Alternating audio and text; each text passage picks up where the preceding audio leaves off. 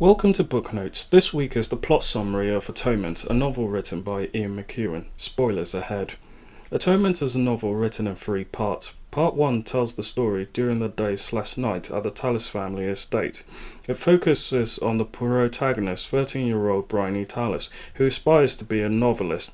She has written a play called The Trials of Arabella, which is to be performed at a dinner for the homecoming of her brother Leon and other guests.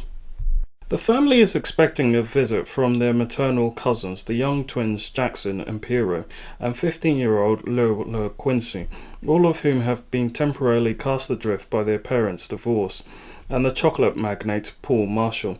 We also learn that the father Jack Tallis is off in London at his government job, while the mother Emily Tallis is at home with a migraine. In the middle of all this hustle and bustle, Robbie Turner, the son of the housekeeper, realises that he has fallen hopelessly and passionately in love with his childhood friend, Cecilia Tallis.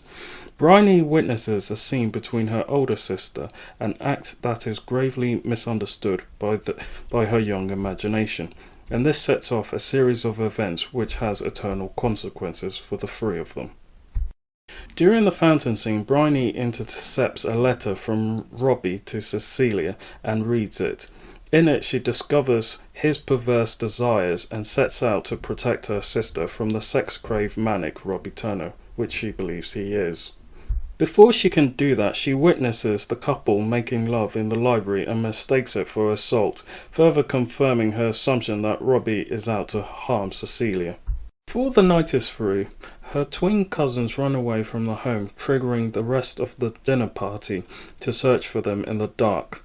Briony, who is searching alone, witnesses a rape taking place of her older cousin Lola Quincy. Not one to miss the opportunity, Briony convinces everyone at the scene, including the authorities, that the assault was done by Robbie Turner. He is later taken away to jail. Part 2 of the novel follows Robbie Turner as he retreats through France as a soldier during the World War. Separated from his battalion, Robbie is marching through the countryside with 2 other corporals trying to get to the evacuation town of Dunkirk. During his march, Robbie experiences the atrocities of war and has plenty of time to consider his situation as a soldier, a criminal, and a victim of Briony's false accusations. Robbie is severely wounded but is determined to make it home to Cecilia, who is waiting for him. Part 3 picks up the 18-year-old Briony Tallis, who has signed up as a nurse in London. Suffering from the guilt of her crime as a girl, Briony hopes nursing will act as penance for her sins. Briony is also still writing. She submits a story to a London journal, which is rejected, but in the rejection she is encouraged to develop the story further, as it is quite good. When the soldiers return from Dunkirk, Briony experiences the horror of war firsthand and is humiliated at her failure to perform her daily duty as a nurse. During that period, she also attends the wedding of Paul Marshall to Lola Quincy. Briony does nothing to stop the marriage of those two. Later on, Briony visits her sister, and it is discovered that Robbie is still alive and living with Cecilia. She does not so much ask for forgiveness from those 2 lovers, as simply admits her guilt and seeks counsel on what she can do to make it better. Robbie and Cecilia give Briony a list of instructions to follow that will help her clear Robbie's name.